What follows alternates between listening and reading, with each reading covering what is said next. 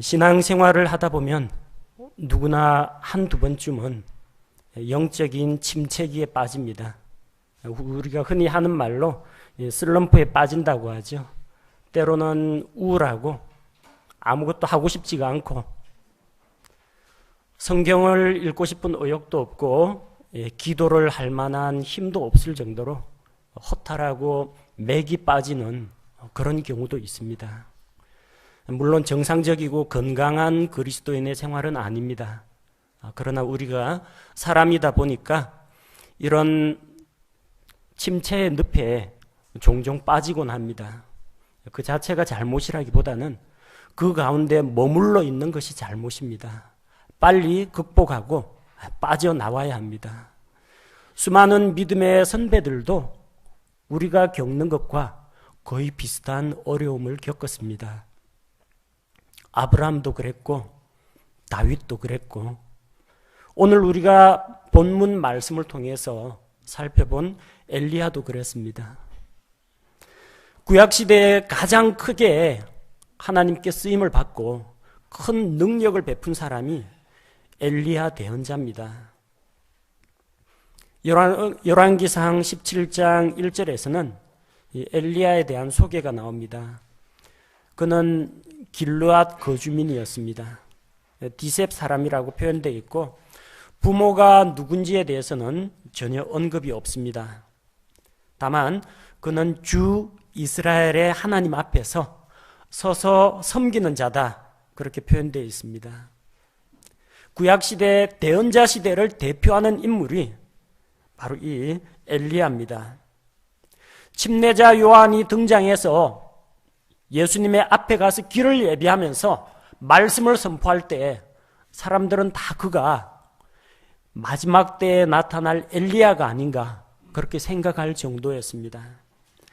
예수님께서 오셔서 능력을 행하실 때 사람들이 사람의 아들을 나를 누구라고 하느냐 예수님께서 물으실 때 제자들은 어떤 사람들은 엘리야라고 여깁니다.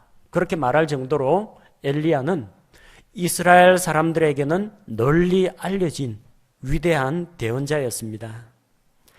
주님께서 왕국의 영광을 회복하실 때 그분이 받게 되실 영광을 변화산에서 보여주셨습니다. 변화산에서 그분이 영광 가운데서 광채가 나면서 영광 가운데 거하실 때 두 사람이 나타났습니다. 모세와 엘리야가 나타나서 예수님과 더불어서 말씀을 나누었습니다. 모세는 율법 시대를 대표하는 인물입니다. 엘리야는 대언자 시대를 대표하는 인물입니다.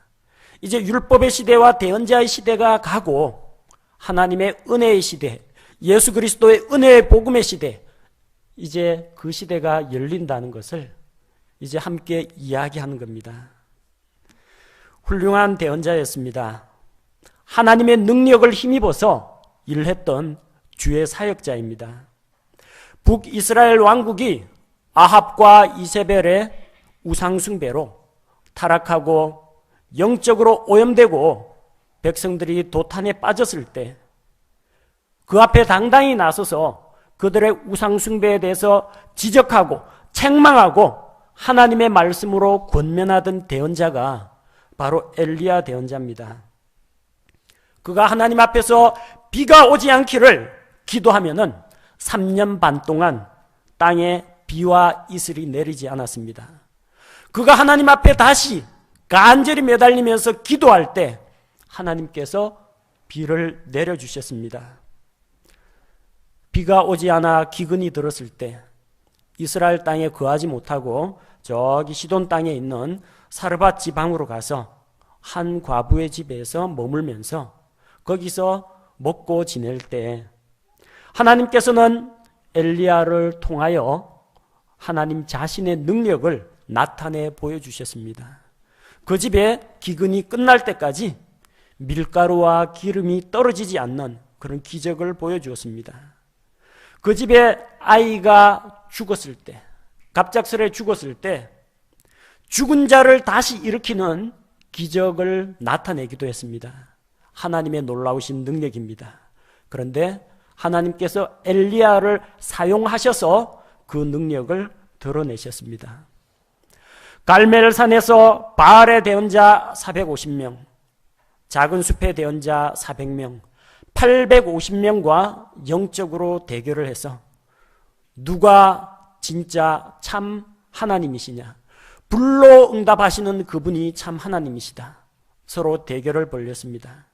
거기에서 하나님의 기도의 응답을 받고 하나님의 임재와 그분의 영광이 드러나면서 영적 전쟁에서 승리를 거두고 그 사악한 대언자들을 모두 잡아 죽이고 이스라엘에게 너희가 왜 두 사이에서 바알과 하나님 사이에서 머뭇거리고 있느냐, 이스라엘 백성을 책망하며 그들의 마음을 하나님께로 돌이킨 사람이 엘리야입니다. 바로 그 능력의 사람, 하나님의 기적을 체험한 사람, 하나님의 능력이 나타나는 통로가 된 대언자 엘리야가 지금 어디에 있습니까? 로뎀 나무 아래에 누워서 잠이 들어 있습니다. 말씀을 선포하고 다른 백성들을 주께로 돌이켰지만 그 자신은 쓰러져서 누워있는 상태입니다. 열심히 주의 말씀을 따라 사역을 했습니다. 돌아오는 것은 이세벨이 너를 반드시 죽이고야 말겠다, 보복과 위협만 돌아옵니다. 이제 아무런 소망이 없다고 생각했습니다. 내가 지금까지 사역한 것이 다 무엇이냐? 하나님의 능력과 기적, 하나님의 자비하심과 사랑, 이 모든 것을 전파했는데 왜 내가 이러한 억울한 대접을 받아야 되느냐? 차라리 죽는 게 낫겠다. 로뎀 나무 아래에 누워서 잠이 든 엘리야, 믿음으로 능력 있게 행하던 그 기적의 대언자의 모습은 이제 더 이상 찾아볼 수가 없습니다. 어쩌다가 이렇게 됐습니까? 우리는 성경 말씀을 통해서 현재 대언자 엘리야의 상태를 하나씩 살펴보고자 합니다. 먼저 그의 영적인 상태입니다. 엘리야는 바알을 섬기는 자 850명을 상대로 영적 전투를 벌였습니다. 엘리야의 앞에 나타난 850명의 사람은 똑같은 사람입니다. 그들이 무슨 특별하게 일반인들하고 다른 초자연적인 능력을 가진 사람도 아니고요. 그냥 살과 피와 뼈를 가지고 있는 일반 사람입니다. 다만 마귀의 교리에 미혹이 되어가지고 우상을 섬기는 자들입니다. 일반 사람 850명을 상대한다고 하지만요, 그 배후에 누가 있습니까? 마귀가 있습니다. 악한 영적 세력들이 있습니다. 그들에게는 악한 영적인 세력들의 힘을 빌어가지고 주술을 행하고 마법을 행하고 우상숭배를 하고 그러는 사람들입니다. 일반적으로 우리 그리스도인이 무당집, 점집 그 주변에만 가도 기분이 별로 좋지 않습니다. 절간에 혹시 여러분 등산하다가 가더라도 이 그리스도인이 그런 우상의 전각이라든지 이방신을 모시는 그런 자리에 가면은 썩 그렇게 기분이 유쾌하지가 않습니다. 우상 숭배자들이 많이 모인 그런 자리에 가면은 아무래도 영적으로 힘이 쭉 빠집니다. 그런데 지금 그렇게 사악한 악한 영적 세력을 배후에 업고 상대하는 850명의 사람들을 대상으로 영적 전투를 거친 직후입니다. 그 직후에 하나님을 만나가지고 하나님과 어떤 영적인 교류를 한 것도 아니고요. 아직까지 휴식을 하면서 재충전의 시간을 갖지도 못했습니다. 지극히 불안정한 상태입니다. 영적으로 쇠잔한 상태입니다. 여러분, 믿지 않는 사람하고 만나서 이야기하면서 복음을 열심히 전하면은 뭔가 뿌듯하고 힘이 나는 것 같죠? 성취감 때문에 또 복음을 전했다는 감사함 때문에 힘이 나는 것 같지만 실상은 영적으로 엄청난 힘을 쏟아낸 시간입니다. 그렇게 계속 활동만 하면 안 돼요. 충전을 해야 됩니다. 재충전을 하고 하나님으로부터 오는 힘을 공급받아야 됩니다. 엘리야는 지금 그럴 여력이 없습니다. 당장 쫓기는 신세가 되어버렸어요. 극심한 영적 전투 이후에 재충전을 하지 못하고 영적으로 쇠잔한 상태입니다. 그래서 그의 입에서 이런 나약한 고백이 나오는 겁니다. 두 번째, 지금 그의 몸의 상태가 정상이 아닙니다. 그는 아침부터 저녁 해질 때까지 바알의 대언자들을 상대해야 되었습니다. 그들이 자기 몸을 상하고 껑충껑충 뛰면서 제단에서 춤을 추고 뛰어노는 걸 지켜봐야 했고요. 수많은 이스라엘 백성들이 지켜보는 가운데에서 혼자 나서서 하나님 편에 서서 이 사람들을 맞상대해야 됐습니다. 물론 승리했습니다. 이기고 난 다음에 열왕기상 18장 40절 그 바로 앞쪽에 보니까 엘리야가 바알의 대언자들을 모조리 붙잡으라고 했습니다. 자기 혼자서 850명을 붙잡을 수는 없죠. 이스라엘 백성들 시켜서 다 붙잡았습니다. 붙잡아서 도망 못 가게 하고 기손 시내로 데리고 내려가서 거기서 그들을 죽였습니다. 혼자 죽이진 않고 아마 도움을 받긴 했겠죠. 여러분 850명 죽이는 거 이거 대단히 힘든 일입니다. 그 피가 튀고 하는 그 장면, 그리고 한 사람 한 사람 이 생명을 끊어놓을 때 엘리야라고 무슨 기분이 좋겠습니까? 극도로 신체적으로도 몸도 힘들고 피곤합니다. 그 다음에 하나님께서 비를 주신다고, 하나님께 비를 주십사하고 기도를 했습니다. 하나님이 기도 응답으로 비를 주신다고 했을 때 그는 아합에게 곧 비가 올 거니까 빗길에 막히지 않도록 왕의 병거를 준비하고 타고 가라고 했습니다. 그래서 18장 45절에 보니까 구름과 바람이 크게 일어나며 하늘이 캄캄해지고 큰 비가 내립니다. 아합은 준비한 병거를 타고 예스레엘로 갑니다. 엘리야는 맨발로 뛰어갑니다. 갈멜산에서 예스레엘까지 거리가 30km입니다. 정상적인 사람 시속 4km 속도로 걸어서 간다면 한 8시간 걸리는 거리입니다. 그걸 달리기를 해서 갔어요. 마라톤 코스보다는 조금 짧습니다. 근데 30km를 가는데 8시간 만에 간 게 아니고요. 아합의 병거 앞에서 달려갔다는 겁니다. 말보다 빨리 달린 겁니다. 하나님의 능력이 임해가지고 그렇게 달렸어요. 야, 그 초자연적인 기적을 체험했다라고 할지 모르겠지만 이게 보통 일이 아닙니다. 신체적으로 몸이 엄청나게 힘든 일입니다. 극도로 피곤한 상태입니다. 제대로 먹고 잠 좀 자고 쉬지를 못한 상태입니다.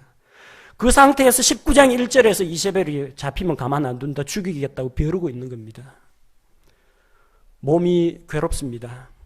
영적으로 지쳐 있는데 몸까지 지금 피곤하고 힘든 상태입니다. 사람은 영과 혼과 몸으로 구성되어 있습니다. 영이 곤비하고 몸이 피곤한데 엘리야의 혼이라고 멀쩡하겠습니까? 그는 큰 좌절을 경험했습니다. 하나님을 향한 열정이 있었습니다. 하나님을 뜨겁게 사랑하는 마음이 있었습니다. 그래서 이스라엘 백성들이 우상 숭배할 때마다 주 하나님을 인해서 질투했습니다. 저 사람들이 하나님을 버리고 우상을 섬기면 안 되는데 하나님의 관심과 사랑으로 질투를 했습니다. 열왕기상 19장 10절 14절에서 내가 주 만군의 하나님을 위하여 심히 질투하였나이다. 그런데 그의 간절한 열망이 좌절됐습니다. 달라진 게 없어요. 변화가 없습니다. 돌아오는 것은 보복과 위협밖에 없습니다. 또 그가 이렇게 마음이 낙심한 이유가 있습니다. 혼자 남았다는 외로움감, 그 고독감, 그걸 견디지 못했습니다. 열왕기상 19장 10절과 14절에서 뭐라고 합니까? 곧 나만 남았거늘. 여러분, 이 세상에 나 혼자만 버려졌다, 나 혼자만 남겨졌다, 그런 느낌 받아보신 적 있습니까? 어릴 때 친구들하고 술래잡기 할 때요. 처음에 뛰어놀 때는 재밌습니다. 술래를 피해가지고 요리조리 도망가고 나 잡아봐라 하면서 도망가고 피하고 숨고 재밌죠. 근데 자기 동료들이 전부 다 술래한테 다 잡혀가지고 저 담벼락에 손 붙잡고 딱 줄 서 있고 자기 혼자만 쫓기고 있는 거예요. 다 잡히고 나만 남은 거예요.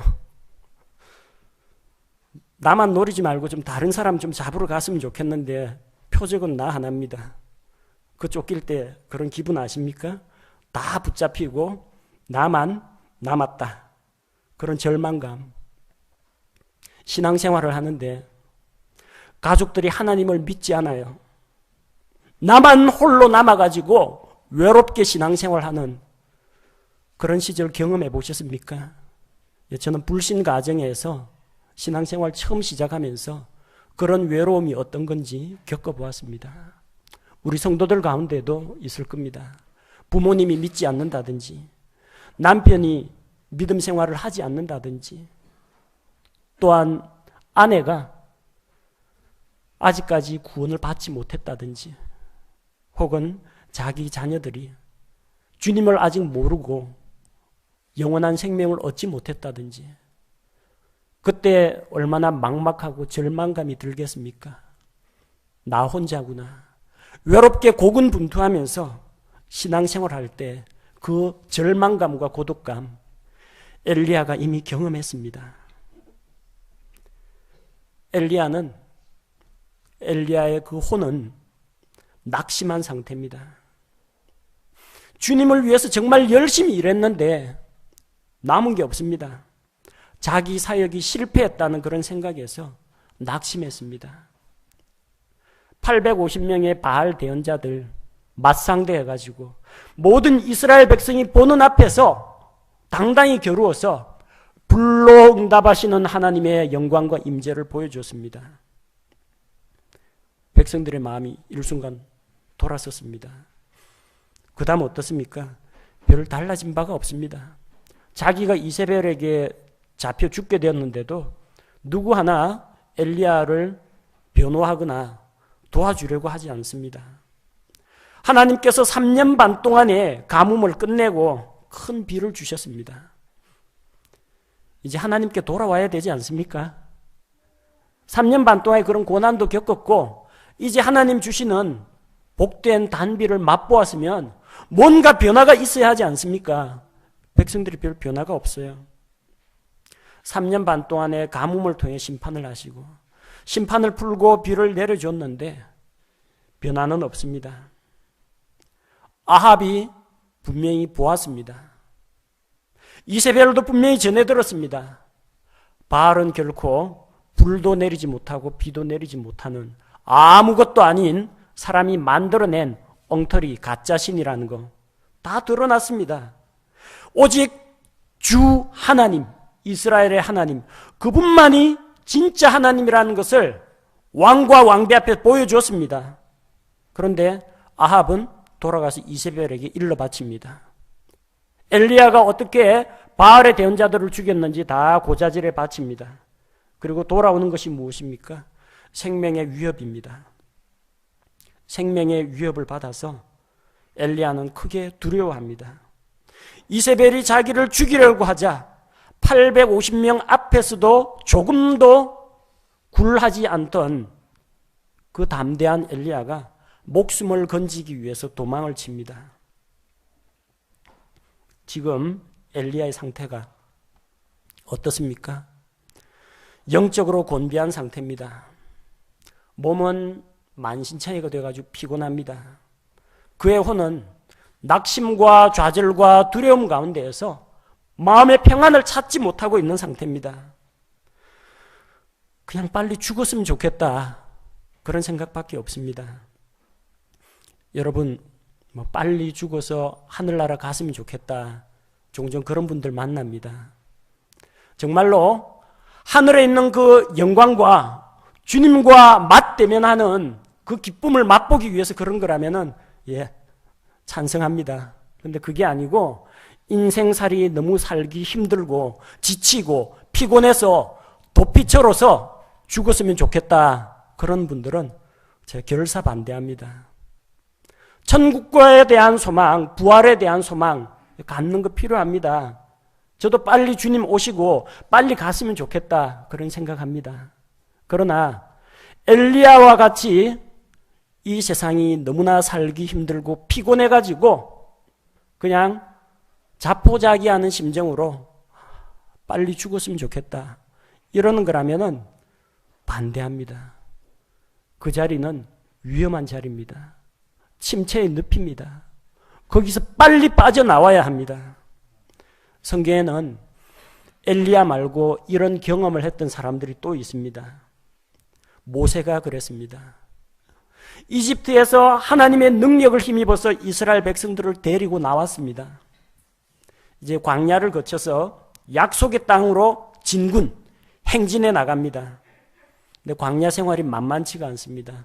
물이 없다고 불평을 하고 먹을 게 없다고 불평을 하고 먹을 거 주면은 또 이집트에서 먹던 수박과 참외와 오이와 부추와 이런 향신료가 없다고 불평을 하고 만나를 내려줬더니 고기가 없다고 불평을 하고 불평이 끝이 나질 않습니다. 이젠 도저히 이 백성 제가 감당 못하겠습니다. 하나님, 제가 이 백성도 제가 낳았습니까? 이거 하나님 백성 아닙니까? 왜 저 혼자 이렇게 무거운 짐을 떠안아야 합니까? 괴로워서 호소합니다. 민수기 11장 15절에서 모세 역시 똑같이 고백을 합니다. 주께서 나를 이같이 대우하실진데 오나옵나니 내가 주의 눈앞에서 호의를 입었거든. 즉시 나를 죽여 내가 내 비참한 모습을 보지 않게 하옵소서 하니라. 빨리 죽었으면 좋겠다는 이야기입니다. 하나님의 사역자, 율법시대의 대표자 모세 입에서 하나님 빨리 죽여서 데려가십시오. 이런 절망의 목소리가 나옵니다. 여러분, 나 혼자만 남았다. 내게 맡겨진 짐이 너무 중하다. 인생살이 힘들다. 여러분만 그런 거 아니라는 겁니다. 모세와 같은 인물도 그런 고백을 했습니다. 또 한 사람 더 있어요. 요나 대언자. 복음 전도자입니다. 하나님께서 저 원수의 도시 니느웨로 가서 하나님의 말씀을 선포하라. 회개치 않으면 멸망한다. 그래서 말씀을 선포하러 갔습니다. 처음에는 하나님 말씀 불순종하고 도망갔다가 이제 돌이켜서 니느웨로 갔습니다. 니느웨의 큰 도성을 다니면서 말씀을 선포했더니 기적이 일어났습니다. 니느웨 백성들이 일제히 회개하고 돌아온 겁니다. 그러니까 하나님이 내리기로 한 진노를 안 내립니다.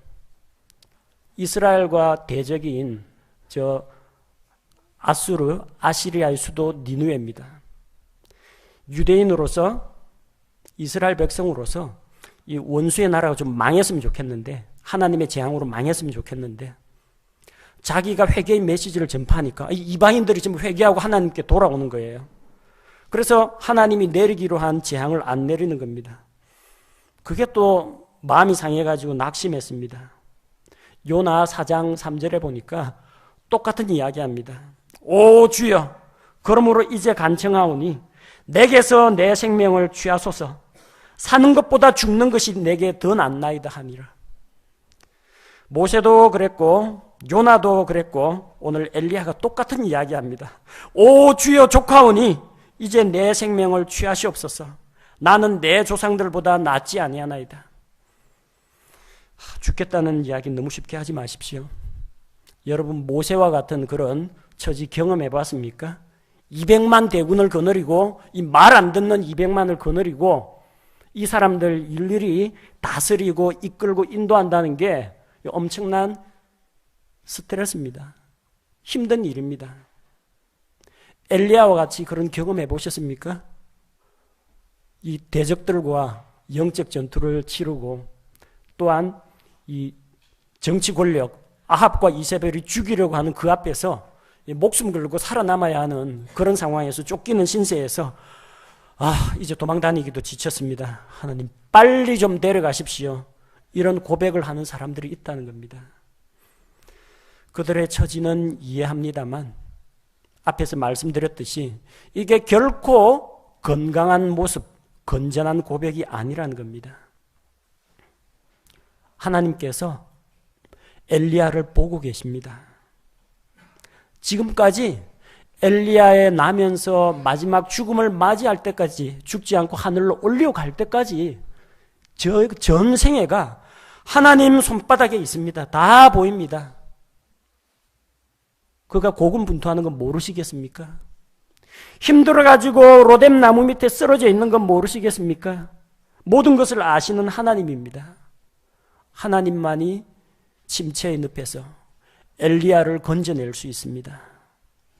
절망한 모세를 다시 지도자로 세우실 수 있는 분도 하나님이십니다. 하나님 앞에서 원망과 불평을 토하는 조금 삐친 대언자 요나를 바로잡을 수 있는 분도 하나님이십니다. 이제는 더 이상 소망이 없습니다. 자포자기가 된 엘리야를 일으키실 수 있는 그 하나님께서 오늘날 똑같은 문제에 직면한 우리 모든 성도들을 다시 일으키시고 무장시킬 수가 있다는 것을 우리는 믿습니다. 하나님의 해결책은 무엇입니까? 낙심한 엘리야, 영과 혼과 몸이 곤비한 엘리야를 일으키실 수 있는 하나님의 비법이 무엇입니까? 첫 번째는 몸의 건강부터 추스려야 합니다. 5절 말씀해 보니까 로뎀 나무 밑에 누워서 그는 잠이 들었습니다. 잠은 하나님의 선물입니다. 시편 127편 2절, 우리가 잘 아는 말씀입니다. 시편 127편 2절 말씀에 너희가 일찍 일어나고 늦도록 앉아 있으며 고통의 빵을 먹음이 헛되도다. 이처럼 그분께서 자신이 사랑하는 자에게 잠을 주시는도다. 아멘. 사랑하는 자에게 하나님께서 잠을 주십니다. 피곤하고 졸려가지고 내가 잠이 오는 게 아니고요. 이제 열심히 일하고 피곤하게 하루 동안 살았기 때문에 하나님께서 우리에게 은혜로 잠을 주시는 겁니다. 밤에 잠 못 자는 거 진짜 큰 고통입니다.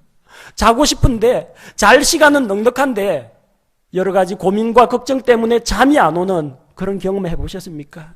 수많은 날을 불면으로 지새우면서 전전긍긍해 보신 적이 있습니까?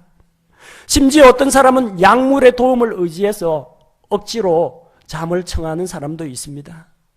피곤한 엘리야의 몸을 빨리 회복시키기 위해서 하나님께서는 자기가 사랑하는 대언자에게 깊은 잠을 주셨습니다. 자고 일어나면 많은 문제가 해결이 됩니다. 자는 것 그 자체는 해결책이 아닐 수도 있습니다. 그러나 잠이 우리에게 해결의 실마리를 던져줍니다. 일단 자고 나면 신체적으로 이 피로가 풀립니다. 마음의 걱정과 근심과 고민을 자는 동안만이라도 잠시만이라도 잊어버릴 수가 있습니다. 긴장하고 스트레스에 짓누리던 우리 마음이 정신적으로 자는 동안에 피로가 풀어집니다. 또 충분히 잘 자고 일어나면 새로운 아이디어, 새로운 도전, 새로운 결심과 각오가 생깁니다. 하나님은 첫 번째 해결책으로 엘리야를 잠들게 하셨습니다. 잠은 하나님의 축복입니다. 잠은 하나님이 주신 귀한 선물입니다. 날마다 잠자리에 누워서 잠들 때마다 고백하십시오. 귀한 잠을 주셔서 주님 감사합니다. 두 번째는 먹어야 됩니다. 5절 말씀해 보니까 일어나 먹으라고 합니다. 한 천사가 나타나서 먹을 걸 준비했습니다. 5절에서는 한 천사라고 되어 있죠. 7절에는 주의 천사가 다시 두 번째 와서, 그러니까 첫 번째 왔던 그 천사도 주의 천사라는 겁니다. 주의 천사가 누굽니까? 구약 성경에 나오는 주의 천사는 이 땅에 사람의 몸을 입고 성육신하기 이전에 예수 그리스도를 이야기합니다. 아직까지 몸으로 오지 않은 마리아의 몸에서 나기 이전에 성자 하나님 예수 그리스도를 말합니다. 얼마나 영광스럽습니까? 예수님이 직접 오셔서 밥상 차려줬습니다.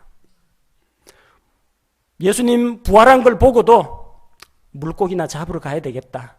제자 7명이 갈릴리 어부로 돌아갔습니다.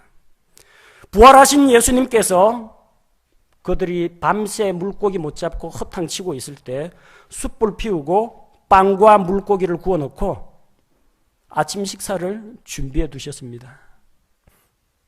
너희들에게 물고기가 있느냐? 주여 없나이다. 주님께서 그들에게 많은 물고기를 잡게 해주십니다. 제자들이 그물을 끌어올리니까 이미 주님께서 조반을 차려두셨습니다. 와서 먹으라. 예수님께서 밥상 차려줍니다. 이 얼마나 감격스러운 일입니까? 6절에 보니까 숯불에 구운 빵과 물 한 병이 준비되어 있었습니다. 침체에서 회복되려면 잘 먹어야 됩니다. 대부분 기분이 우울하고 정신적으로 힘들고 그러면은 귀찮다고 아무것도 안 먹습니다. 그게 해결책이 아닙니다. 아프면 아파도 먹어야 됩니다. 그래서 먹는 사람한테는 질병이나 피로도 달아납니다. 종종 둘째 아들 이야기를 하는데 둘째 아들은 수족구 걸려가 입안이 다 헐어도 악착같이 먹습니다. 빨리 낫습니다. 미국에서 머리 열이 39도 40도를 오르내리는데 먹고 싶은 게 뭐냐 하니까 치킨을 먹으면 나을 것 같아요. 치킨 먹고 나았습니다. 치킨이 해열제는 아닙니다. 그러나 먹고 체력을 회복해야만 회복이 빠르다는 겁니다. 영과 혼과 몸은 연결되어 있습니다. 이 모든 걸 극복할 때는 몸부터 추스려야 됩니다. 몸이 피곤하면은 체력이 없으면 영적인 생활도 못합니다. 체력이 바닥인데 기도가 나오겠습니까? 하나님 앞에 나아가겠습니까? 성경책을 넘기겠습니까? 잘 먹어야 됩니다. 기분 나쁘고 우울하다고 안 먹고 그러지 마시고 잘 드시고 몸 건강부터 챙겨야 됩니다. 7절에 보니까 또 먹으라고 합니다. 일어나 먹으라. 갈 길이 멀다. 주의 천사가 나타났습니다. 사람의 몸으로 오기 전에 예수 그리스도께서 그를 찾아오셨습니다. 갈 길이 멀다. 갈 길은 어디 갈 길을 말합니까? 몸의 기력을 회복한 다음에는 8절 하나님의 산 호렙으로 가야 합니다. 침체에서 회복되려면 먼저 몸의 건강이 회복돼야 됩니다. 그 다음에는 말씀을 찾아가야 됩니다. 주님과 말씀으로 교제하는 시간을 가져야 됩니다. 원수 대적들과 영적 전쟁을 치르느라고 기진에 있는 그가 하나님과의 교제를 통해서 영적인 건강을 회복해야 됩니다. 영적으로 회복되려면 영이신 하나님과 교제하면서 하나님의 말씀을 들어야 합니다. 주께서 그를 찾아오사 말씀하십니다. 하나님께서 9절에서 엘리야를 부르십니다. 엘리야야, 내가 여기서 무엇을 하느냐? 몰라서 물으시는 게 아닙니다. 다 알고 계시죠? 여기는 너가 들어 누워 있을 자리가 아닌데 내가 있어야 할 자리는 저기 가서 말씀을 선포하는 자리인데 왜 여기 있느냐는 겁니다. 이 자리는 네가 있을 자리가 아니다. 왜 여기 있느냐? 어쩌다 여기까지 왔느냐? 하나님께서 말씀을 걸어주십니다. 이야기를 건네주십니다. 우리가 하나님을 찾기 전에 하나님은 이미 알고 계시며 우리에게 주실 말씀을 준비하고 계시다는 겁니다. 그 하나님께서 자신의 임재를 보여주십니다. 11절과 12절에 보면 하나님께서 그에게 초자연적인 일을 보여주십니다. 그로 하여금 하나님 앞에서 산에 서 있게 하십니다. 크고 강한 바람이 일어납니다. 바람이 산들을 가르고 바위들을 산산조각으로 부수는데 주께서는 바람 가운데 계시지 않았습니다. 바람이 지나가고 난 다음에 지진이 있었습니다. 땅이 쩍쩍 갈라지고 흔들리고 요동하는 가운데 그 가운데도 주님께서는 계시지 않았습니다. 지진 뒤에 불이 있었습니다. 하지만 하나님은 불 가운데 계시지 않았습니다. 불도 지나갔습니다. 그 이후에 고요하고 작은 음성이 들렸습니다. 주 하나님께서는 잠잠한 말씀 가운데 임재하십니다.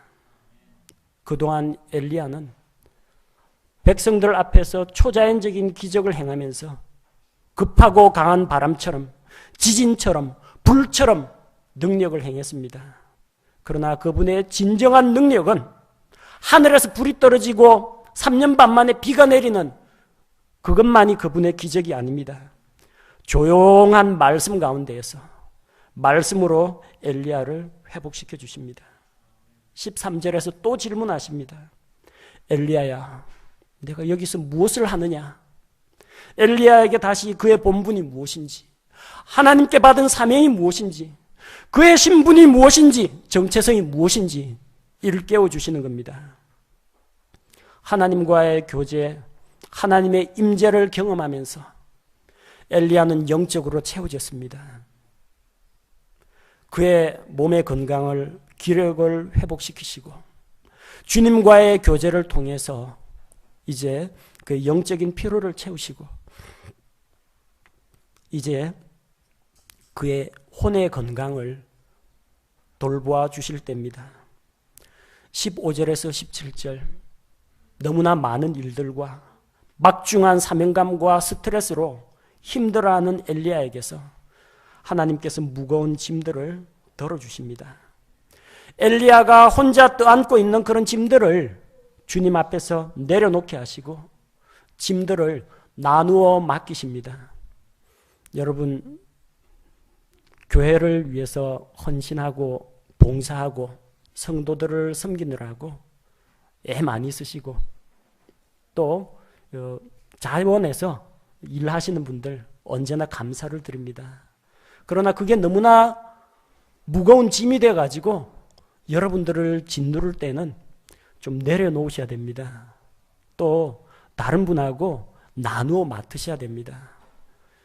이스라엘에 하나님을 믿고 의지하는 사람이 엘리야 한 사람만이 아닙니다. 자기 혼자 오직 나만 홀로 남았습니다 하는데 그는 혼자가 아닙니다. 하나님께서 역할 배분을 다시 해주십니다. 15절에서 시리아 왕 하사엘을 왕으로 임명하도록 합니다. 이방의 왕이지만 모든 권력은 하나님으로부터 납니다. 하나님께서 허용하십니다. 그래서 시리아 왕을 통해서 북이스라엘, 이 우상숭배하는 북이스라엘을 징계하시는 도구로 사용하십니다. 엘리야가 무슨 힘이 있어가지고 아합과 이세벨이 보낸 군사들하고 맞서 싸우겠습니까? 하나님께서 힘을 빌려주신다는 겁니다. 우상숭배자들을 징계하는 수단으로서 이방 민족을 쓰시겠다는 겁니다. 그 다음 16절에서는 예후 장군을 세우십니다. 장군에 불과한 그를 찾아가서 기름을 부어서 왕으로 삼으라고 합니다. 그래서 그가 섬기고 있는 아합의 집안을 예후가 모두 멸하도록 합니다. 엘리야는 칼과 창으로 하는 전쟁은 잘 못합니다. 전문가에게 맡겨야 됩니다. 그래서 예후 장군을 시켜서 아합의 집안을 치게 합니다. 우상 숭배자들을, 바알 숭배자들을 예후가 제거하도록 합니다. 그 다음은 영적인 부분도 나누어 맡아야 합니다. 엘리야 혼자서 못합니다. 엘리사에게 기름을 부어서 엘리야를 대신하는 대언자로 하나님께서 임명하십니다. 그리고 이제 혼자 짐을 지지 말고 후계자를 양성하라고 하십니다. 19장이 끝나고 열왕기상 20장에 가면요, 이때부터 대언자들의 아들들이라는 말이 나옵니다. 대언자들의 아들들.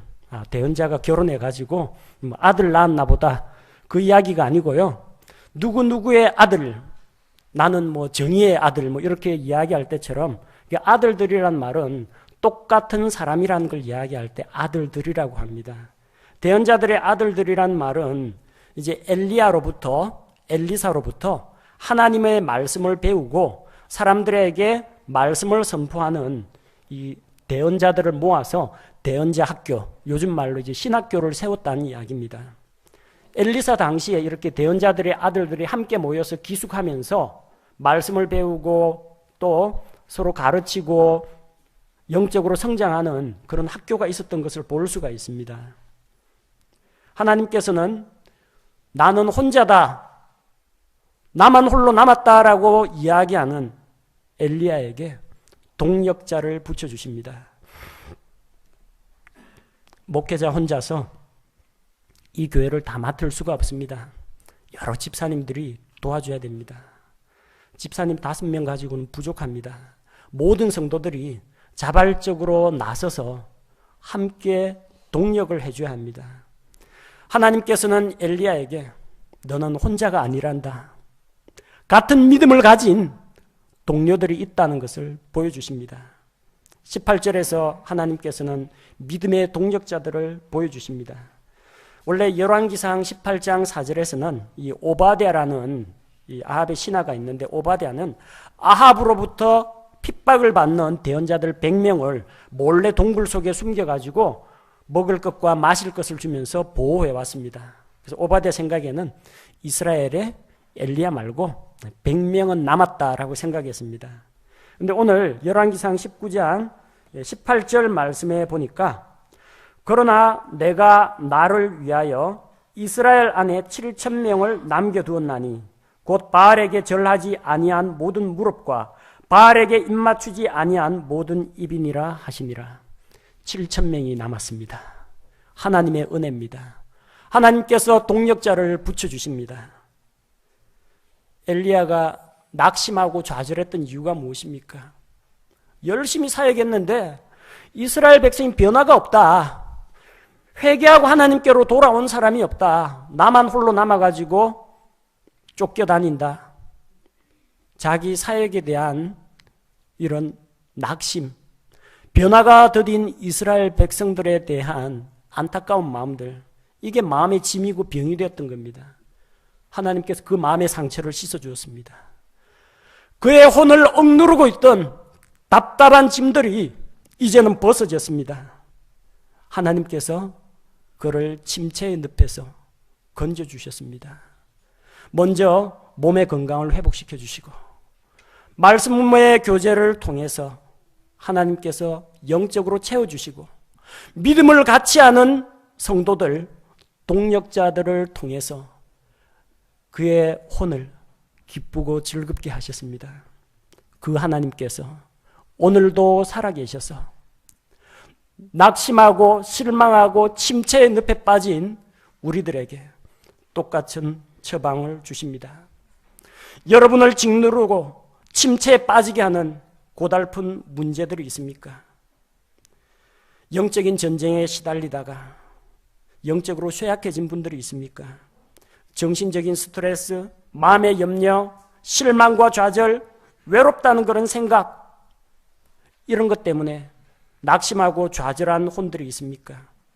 많은 일들과 바쁜 일정으로 인해서 체력이 떨어져서 기진맥진한 분들이 있습니까? 하나님께서 해결해 주십니다. 우리의 영과 혼과 몸이 모두 온전하도록 하나님께서 지켜주십니다. 여러분, 힘들고 어려운 일이 있으면 일단 잘 맛있는 거 많이 드시기 바랍니다. 그리고 깊이 잠도 좀 자면서 몸의 건강부터 회복시키시기 바랍니다. 그 다음에 정신적으로 힘들 때 그리스도인의 교제 가운데 들어오십시오. 일주일에 한 번 목사 설교 듣는다고 문제 해결되지 않습니다. 다른 사람들은 도대체 어떤 악조건 하에서 신앙생활을 하고 있고 하나님께 기도했더니 어떠한 응답을 받고 있는지, 다른 분들은 말씀을 읽고 무엇을 깨닫고 있는지, 하나님과의 교제를 통해 무엇을 배우고 있는지 교제 가운데로 들어오십시오. 같이 교제할 때 짐을 나눠질 수가 있고 같은 동지로서 신앙의 동료로서 서로 세워주고 힘을 실어줄 수가 있는 겁니다.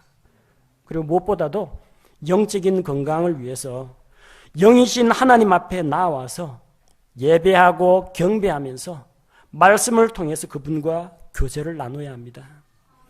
여러분 휴대폰 배터리 30%, 20% 점점 되어가면요. 나중에 어떻게 됩니까?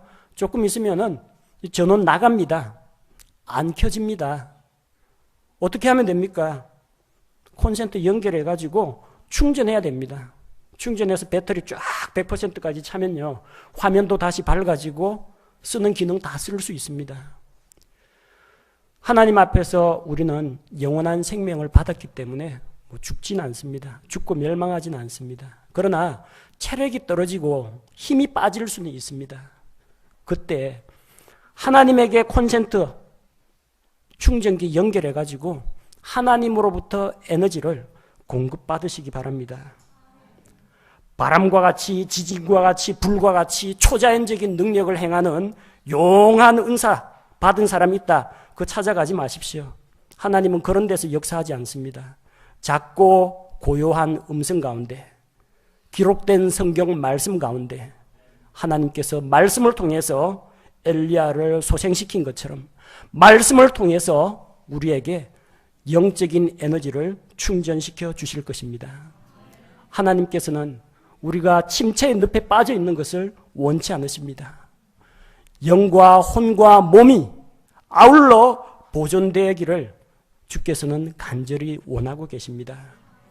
우리 다 같이 신약 성경 데살로니가 전서 5장 23절 말씀을 함께 찾아서 한 목소리로 읽겠습니다. 데살로니가 전서 5장 23절입니다.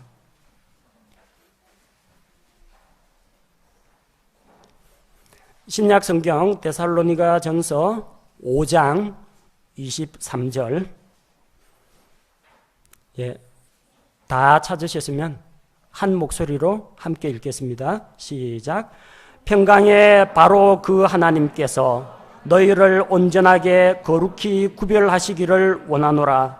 내가 하나님께 기도하여 너희의 온 영과 혼과 몸을 우리 주 예수 그리스도께서 오실 때까지 흠없이 보존해 주시기를 구하노라.